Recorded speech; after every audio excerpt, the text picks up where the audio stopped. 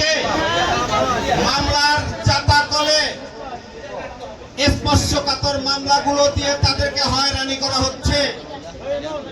আমরা রাষ্ট্রের কাছে দাবি জানাচ্ছি, এদেশে যে সকল মামলায়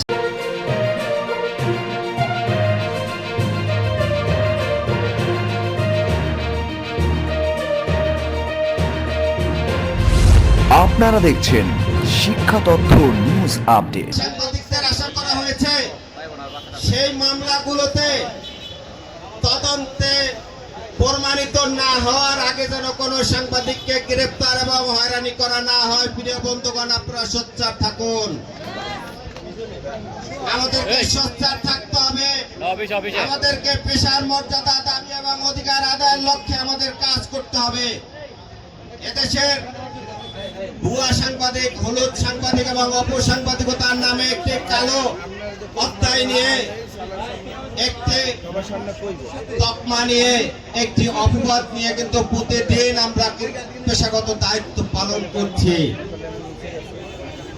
আমরা মাঠ পর্যায়ে সাংবাদিকরা যখন পেশাগত দায়িত্ব পালন করতে যাই, আমাদের সাংবাদিক বন্ধুদেরকে হলুদ সাংবাদিক, ভুয়া সাংবাদিক, অপসাংবাদিকতার তকমা লাগিয়ে তাদেরকে পেশাগত দায়িত্ব পালনে বাধাগ্রস্ত করছেন।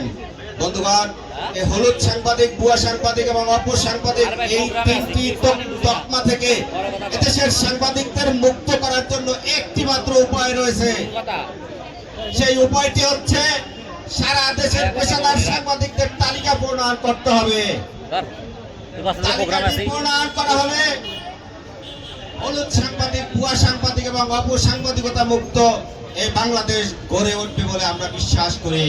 দেশ গঠনের 54 বছর সাংবাদিক নিয়োগ নীতিমালা নামে যে একটি নীতিমালা, সেটি কিন্তু আজ পর্যন্ত হয়নি।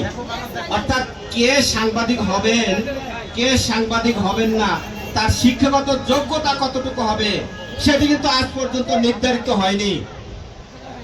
আমরা চাই সাংবাদিক নিয়োগ নীতিমালা প্রণয়ন করা।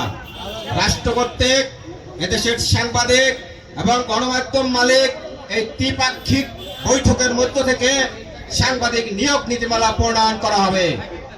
সেটি অবিলম্বে করা হোক। অর্থাৎ রাষ্ট্র যেহেতু 54 বছরে এটি সম্পন্ন করতে পারেনি, আমরা চাই নির্বাচিত সরকার এসে সাংবাদিকদের এই দাবিটি পূরণ করবেন ইনশাআল্লাহ। প্রিয় বন্ধুগণ, সাংবাদিক সুরক্ষা আইন